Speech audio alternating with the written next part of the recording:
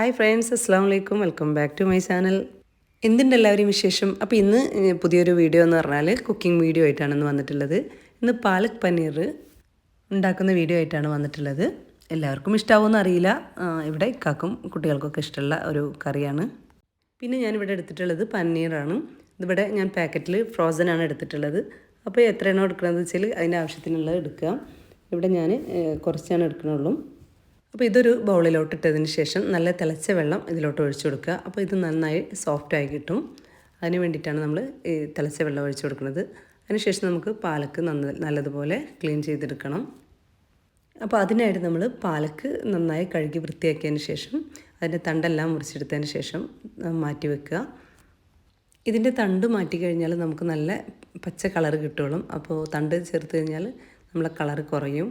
അതുകൊണ്ടാണ് തണ്ട് മാറ്റിയിട്ടുള്ളത്. നമുക്ക് വല്ല സൂപ്പോ എന്തെങ്കിലുമൊക്കെ ഉണ്ടാക്കുകയാണെങ്കിൽ അതിലോട്ട് എടുക്കാം അതിൻ്റെ തണ്ട്.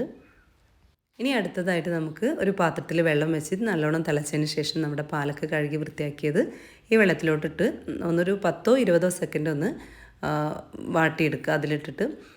അപ്പോൾ അത് ഒന്ന് കളറ് ചേഞ്ച് ആകുമ്പോഴേക്കും നമുക്കത് നല്ല ഐസ് ക്യൂബ് ഇട്ട വെള്ളത്തിലോട്ട്, നല്ല തണുത്ത വെള്ളത്തിലോട്ട് നമുക്കതൊന്ന് മാറ്റിയെടുക്കണം. അല്ലെങ്കിൽ അതിൻ്റെ കളറ് മാറിപ്പോവും. അപ്പോൾ നമുക്ക് നല്ല ഗ്രീൻ കളറ് കിട്ടില്ല. അപ്പോൾ അതുകൊണ്ട് പെട്ടെന്ന് തന്നെ വേഗം ഒന്നുണ്ട് ആയിക്കഴിഞ്ഞാൽ വേഗം തന്നെ ഐസ് ക്യൂബ് ഇട്ട വെള്ളത്തിലോട്ട് മാറ്റിയെടുക്കുക. അപ്പോൾ പാലക്ക് ഞാനിവിടെ ഒരു കൈപ്പിടിക്കുള്ളതാണ് എടുത്തിട്ടുള്ളൂ. അപ്പോൾ ഇപ്പോൾ ആയിട്ടുണ്ട്, ഒരു 20 സെക്കൻഡ് ആയപ്പോഴേക്കും ആയിട്ടുണ്ട്. ഇനി നമുക്കിത് തണുത്ത വെള്ളത്തിലോട്ട് കോരിയെടുക്കാം. ഇനി നമ്മളിതാ ഐസിലോട്ട് ഇട്ട് കൊടുത്തിട്ടുണ്ട്. അതിൽ കിടന്നിട്ടൊന്ന് പെട്ടെന്ന് തന്നെ ചൂടൊക്കെ പോയി നല്ല സോഫ്റ്റായി കിട്ടും നമ്മുടെ ഈ പാലക്ക്. നമുക്കിത് മിക്സിയിലിട്ട് അടിച്ചെടുക്കേണ്ടതാണ്. കുറച്ച് നേരം അത് ഐസിൽ കിടന്നിട്ട് നമുക്കിത് മാറ്റിയെടുക്കാം.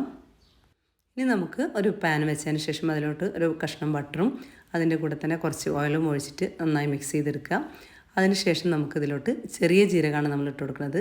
ചെറിയ ജീരകം ഇട്ടിട്ട് നന്നായിട്ട് ഇളക്കിയെടുത്തതിന് ശേഷം നമുക്ക് വെളുത്തുള്ളി, പിന്നെ അതും ഇതുപോലെ തന്നെ നന്നായി വറുത്തെടുക്കുക. ഞാനിവിടെ 2 അല്ലി വെളുത്തുള്ളിയാണ് എടുത്തിട്ടുള്ളത്. അത് നന്നായി ചെറുതായി കട്ട് ചെയ്തിട്ട് ഇതിലോട്ടിട്ട് കൊടുക്കുക. എന്നിട്ട് ഈ ബട്ടറും ഇതെല്ലാം കൂടി നന്നായിട്ട് മിക്സ് ചെയ്തെടുക്കുക.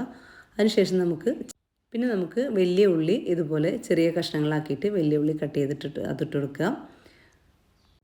അപ്പോൾ നമ്മുടെ വലിയ ഉള്ളി നന്നായിട്ട് ബ്രൗൺ കളറായി വരുന്നത് വരെ നന്നായി വഴറ്റി കൊടുക്കുക. അതിനുശേഷം അപ്പോഴേക്കും ഞാൻ മിക്സിയിൽ നമ്മുടെ പാലക്ക് നല്ലതുപോലെ അരച്ചെടുത്തിട്ടുണ്ട്. ഇതുപോലെ അരച്ചെടുക്കുക, വെള്ളമൊന്നും ചേർക്കാതെ നന്നായിട്ട് അരച്ചെടുക്കുക. ഇപ്പോൾ നമ്മുടെ ഉള്ളിയൊക്കെ കളർ മാറി തുടങ്ങിയിട്ടുണ്ട്. ഇനി ഇതിലോട്ട് നമുക്ക് ഒരു പകുതി തക്കാളി ഇട്ട് കൊടുക്കുക. ചെറിയ തക്കാളി ആണെങ്കിൽ അതിട്ട് കൊടുക്കുക, അല്ലെങ്കിൽ വലിയ തക്കാളി ആണെങ്കിൽ ഒരു പകുതി ഇട്ട് കൊടുക്കുക.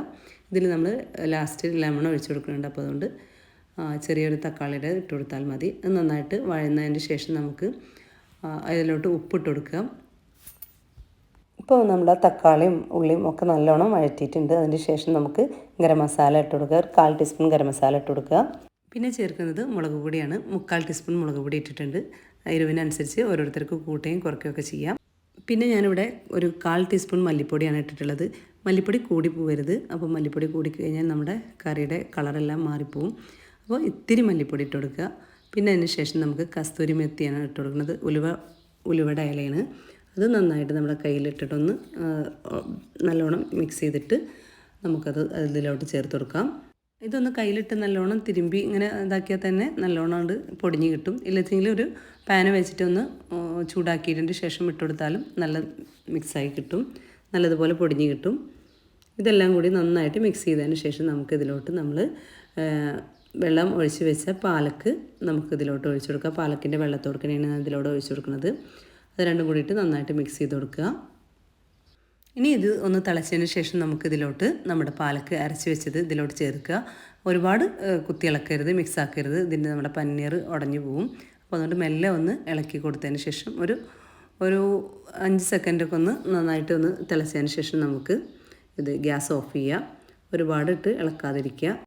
അപ്പോൾ നമ്മൾ ഗ്യാസൊക്കെ ഓഫ് ചെയ്തിട്ടുണ്ട്. ഇനി നമുക്ക് കുറച്ച് ലെമൺ ഒഴിച്ചു കൊടുക്കുക. അത് കൂടി പോവരുത്, പുളി കൂടി പോവരുത്. അപ്പോൾ കുറച്ച് ഒഴിച്ചതിന് ശേഷം അതും കൂടെ മിക്സ് ആക്കിയതിന് ശേഷം നമുക്ക് കുറച്ചും കൂടെ കസ്തൂരി മേത്തി കയ്യിലിട്ടൊന്നുകൂടെ പൊടിച്ചിട്ട് അത് ഇട്ട് കൊടുക്കുക. അതാണ് ഇതിൻ്റെ ടേസ്റ്റ് കൂട്ടുന്ന സാധനം. ഇതിൻ്റെ ഒരു ടേസ്റ്റ് വേറെ തന്നെയാണ്. ഇതാണ് നമ്മൾ റെസ്റ്റോറൻറ്റിലൊക്കെ പോയി കഴിക്കുമ്പോൾ നമുക്ക് നല്ല ടേസ്റ്റായിട്ട് കിട്ടുന്ന നമ്മുടെ പാലക് പനീർ. അതിൻ്റെ ടേസ്റ്റ് നല്ല നമ്മൾ മേടിച്ച് കഴിക്കുമ്പോൾ നല്ല ടേസ്റ്റാണ്. അപ്പോൾ നമ്മളെല്ലാവരും ഒന്ന് ട്രൈ ചെയ്ത് നോക്കുക.